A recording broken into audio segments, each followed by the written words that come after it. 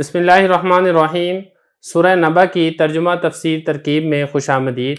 آج کے سبق کے اندر آیت نمبر 31 سے لے کر آیت نمبر 37 تک کی لغوی صرفی تحقیق اور ہم ترجمہ بیان کریں گے۔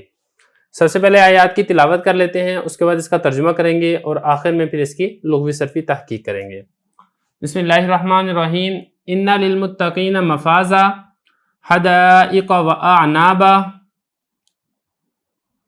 وَكَوَاعِبَ أَتْرَابًا وَكَأْسًا دِهَاقًا لَا يَسْمَعُونَ فِيهَا لَغْوًا وَلَا كِذَّابًا جَزَاءً مِّن رَّبِّكَ عَطَاءً حِسَابًا رَبِّ السَّمَاوَاتِ وَالْأَرْضِ وَمَا بَيْنَهُمَا الرَّحْمَٰنِ لَا يَمْلِكُونَ مِنْهُ خِطَابًا۔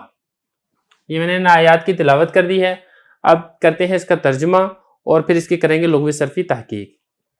ان للمتقین، یقینی بات ہے متقی لوگوں کے لیے یعنی پرہیزگار لوگوں کے لیے، مفازہ کامیابی ہے۔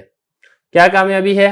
حدائق باغات ہیں، واعنابا اور انگور ہیں، وکواعب اور نوجوان لڑکیاں ہیں، اترابا ہم عمر، وکأسن اور پیالے ہیں، دہاقا چھلکتے ہوئے پیالے، لا یسمعون وہ جنتی لوگ نہیں سنیں گے، فیہا اس جنت میں، لغوا کوئی بہودہ بات، ولا کذابا اور نہ ہی کوئی جھوٹی بات، جزاءً بدلہ ہے، من ربک تیرے رب کی جانب سے، عطاءً عطیہ ہے، حسابا کافی ہے، رب السماواتی جو پالنے والا ہے آسمانوں کا اور زمین کا اور جو مخلوقات ان دونوں کے درمیان ہے، رحمان ہے، لا یملکون وہ لوگ مالک نہیں ہوں گے، منہ اس رحمان سے، خطابہ بات چیت کرنے کے، گفتگو کرنے کے۔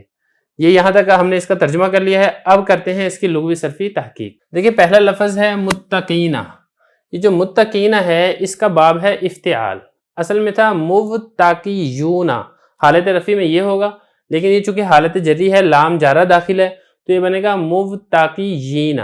تو اب اس میں ہوا کیا، تبدیلی اس میں یہ ہوئی ہے کہ سب سے پہلے ہم نے جو واو باب افتعال کے فا کلمہ کے مقابلے میں آ رہی تھی، جیسا کہ آپ کو معلوم ہے صرف کا بڑا مشہور قانون ہے کہ واو اگر باب افتعال کے فا کلمہ میں آ جائے تو پھر اس کو تا کر کے تا کا تا میں ادغام کر دیتے ہیں۔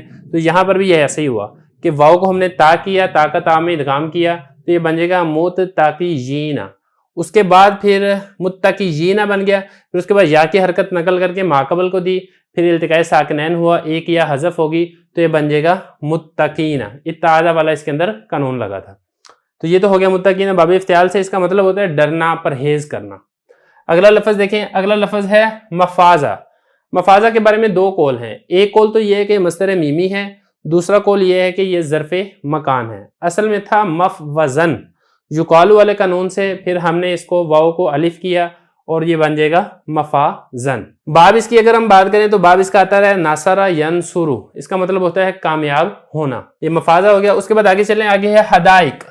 یہ جو حدائق ہے یہ جمع ہے، اس کی مفرد آتی ہے حدیقتن اور اس کا معنی ہوتا ہے باغ۔ ہر ایسا باغ جس کے ارد گرد چار دیواری ہو اس باغ کو حدیقہ کہا جاتا ہے، جس کے اندر مختلف پھل پھول لگے ہوں۔ اور باب اس کا آتا ہے ضرب یضرب، حدق یحدق، اس کا مطلب ہوتا ہے گھیر لینا۔ اعنابا یہ جمع ہے عنب کی اور عنب کہتے ہیں انگور کو۔ اس کے بعد آگے دیکھیں، آگے ہے کواعب۔ یہ جو کواعب ہے یہ جمع ہے کاعبن کی اور اس کا معنی ہے نو عمر لڑکی جس کے پستان ابھر رہے ہوں۔ باب اس کا ناصرہ ینصرو ہے، کعب یکعب مطلب اس کا ہوتا ہے ابھرنا۔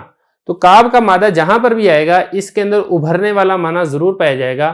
کعبہ کو کعبۃ اللہ بھی اس لیے کہا جاتا ہے کہ زمین کا یہ سب سے پہلے وہی والا حصہ تھا جو کہ ظاہر ہوا تھا۔ اسی طرح جو ٹخنا ہے، ٹخنے کو بھی عربی کے اندر کعب کہا جاتا ہے کیونکہ وہ بھی اگر آپ دیکھیں گے تو پاؤں سے باہر نکلا ہوا ہوتا ہے۔ اس کے بعد اگلا لفظ دیکھیں، اگلا لفظ ہے اترابا۔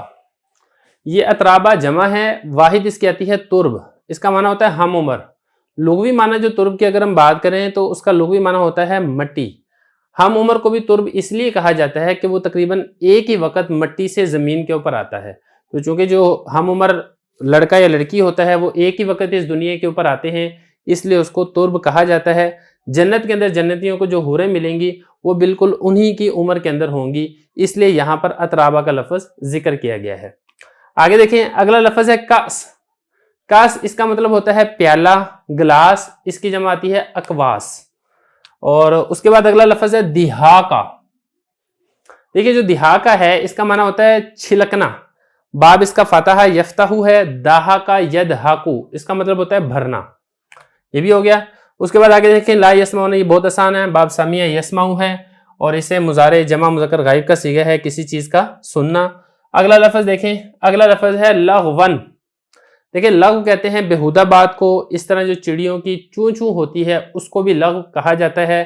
باب اس کا ناصرہ سے بھی آتا ہے لفظ اور یہ سامیہ سے بھی آتا ہے، اور مطلب اس کا ہوتا ہے غلطی کرنا یا بغیر سوچے سمجھے کوئی چیز بول دینا، اس کو لغو کہا جاتا ہے۔ آگے دیکھیں اگلا لفظ ہے کذابہ۔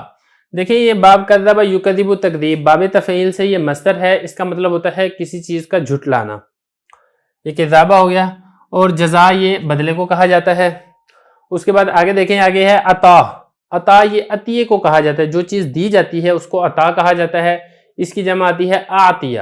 باب اس کا آتا ہے ناصرہ ینصر، مطلب اس کا مطلب ہوتا ہے کسی کو کوئی چیز دینا، یا اسی طریقے سے انصرہ باب اس کا افعال بھی آتا ہے، اعطا یعطی اعطان کسی کو کوئی چیز عطا کرنا۔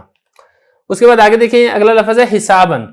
حسابن اس کے دو معنی ذکر کیے گئے ہیں، ایک اس کا مطلب ہے کافین کثیرہ، مطلب وہ چیز جو بہت زیادہ مقدار کے اندر ہو، اور دوسرا اس کا معنی ذکر کیا گیا ہے شمار کرنا، یہ ہو گیا۔ اس کے بعد آگے دیکھیں اگلا لفظ ہے سماوات۔